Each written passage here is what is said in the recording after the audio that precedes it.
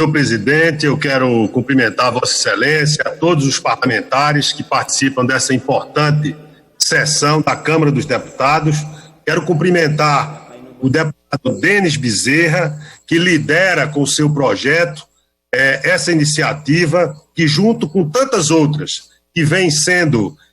aprovada pela Câmara dos Deputados, nesta noite prestigia exatamente a educação pública, a educação daqueles que têm muita dificuldade para ter educação de qualidade no Brasil. Quero cumprimentar a Vossa Excelência, o deputado Denis Bezerra, ao deputado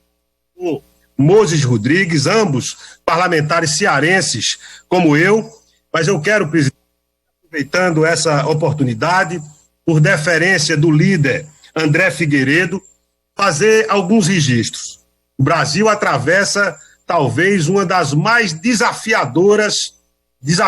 momentos da sua vida. Nós estamos atravessando uma crise devastadora de saúde pública que está ainda começando a chegar no seu nível máximo, na sua culminância. Nós estamos assistindo à multiplicação do número de contágios e, principalmente, com grande preocupação, esses contágios chegando às áreas mais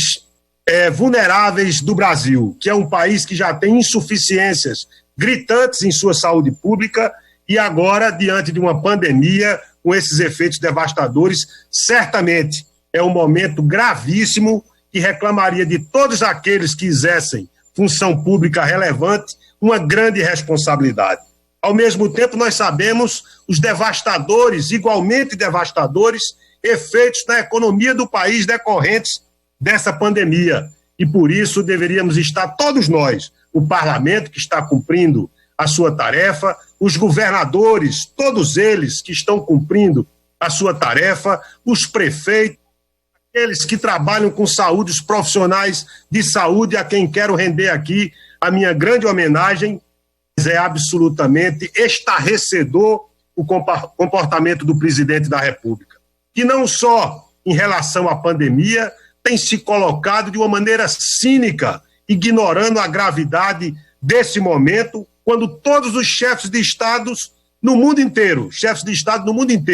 estão adotando medidas em sintonia, em linha com os protocolos da Organização Mundial de Saúde, que é a única forma, não há outra, de enfrentar esse grave problema de saúde pública no mundo inteiro e que certamente só terá o efeito não de evitar esses efeitos devastadores, mas de mitigá-los e tentar diminuir a letalidade que certamente nos países pobres como o Brasil, que há vulnerabilidades sociais tremendas,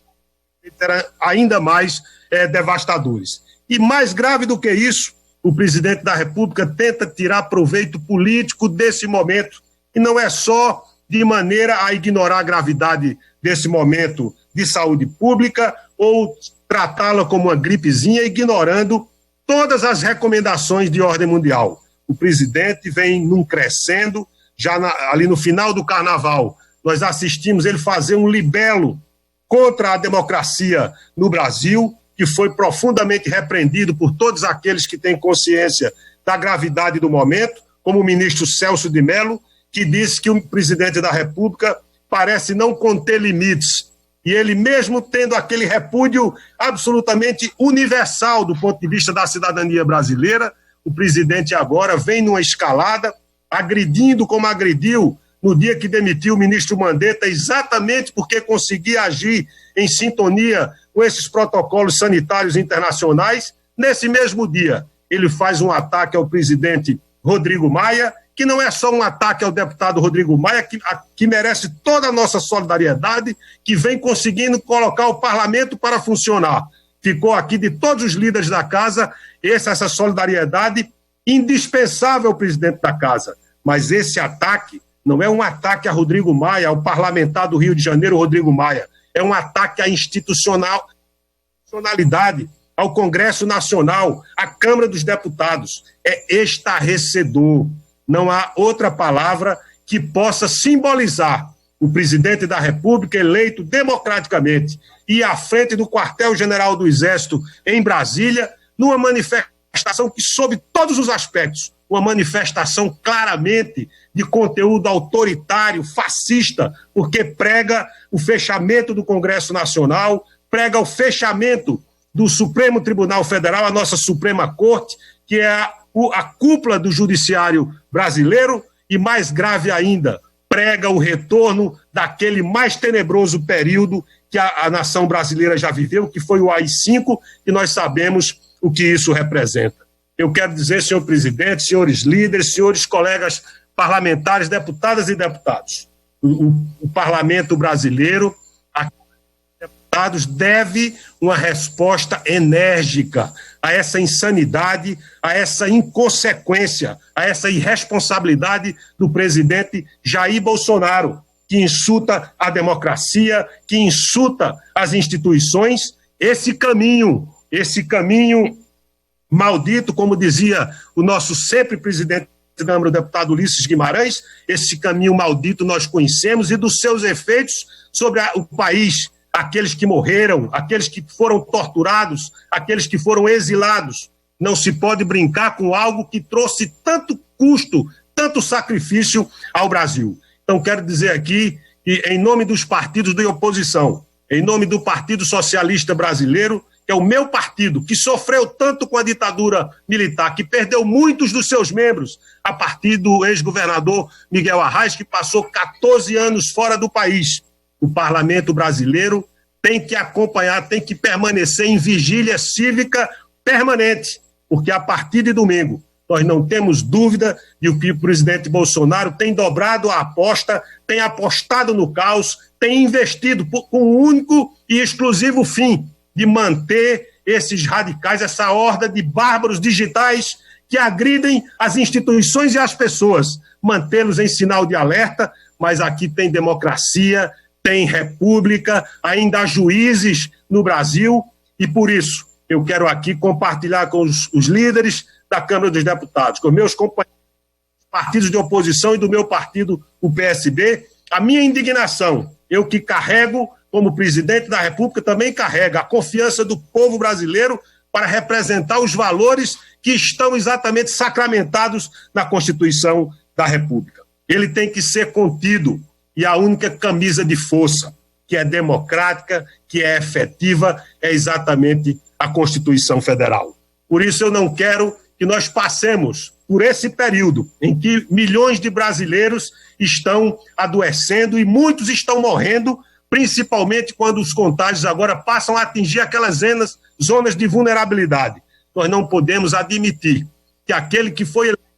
não só pelo cansaço com o que vinha antes, mas para dar solução para os problemas do país, que deboche, que diga que não é coveiro, que diga que isso é uma gripezinha, que diga num dia que participa de uma demonstração inequívoca contra a democracia e as instituições, e no outro dia ele diga na frente do Palácio da Alvorada que ele é a Constituição do Brasil. Isso é um absurdo, isso é absolutamente passível de responsabilização, e nessa toada, se o presidente da República não compreender que o Brasil do século XXI, do 2020, não é o Brasil onde ele cresceu, um Brasil que muitos lambiam botas dos militares, que hoje cumprem de maneira absolutamente harmonizada com a Constituição. Vi com muita alegria a manifestação de representantes das Forças Armadas do Brasil, que têm formação disciplinada, que nos seus cursos na Escola Superior de Guerra dão lições de democracia e da defesa do Estado Democrático de Direito. É por isso, senhor presidente da República, que Vossa Excelência tem que compreender que não é o dono do Brasil, que foi eleito para enfrentar os problemas, e são muitos. Num país pobre como o Brasil, os problemas são muitos. Mas quero dizer que não faltará, como não faltou em outro tempo, coragem, cidadania, civismo, patriotismo, coragem daqueles que sabem que esse tipo de comportamento, muito comum na Alemanha dos anos 30, e todos sabemos o que isso significa, que inibe a imprensa, que não admite nenhum contraditório, não faltará aos brasileiros e ao parlamento, como disse muito bem o ministro Barroso, que merece o aplauso de todos nós, que ele tem o dever e compreende esse dever de defender a democracia, de defender a Constituição da República, de defender que o Brasil possa, diante de um momento grave como esse, reagir a essa insanidade, a essa irresponsabilidade criminosa do presidente da República. Muito obrigado, presidente. Obrigado, deputado Tadeu Alencar.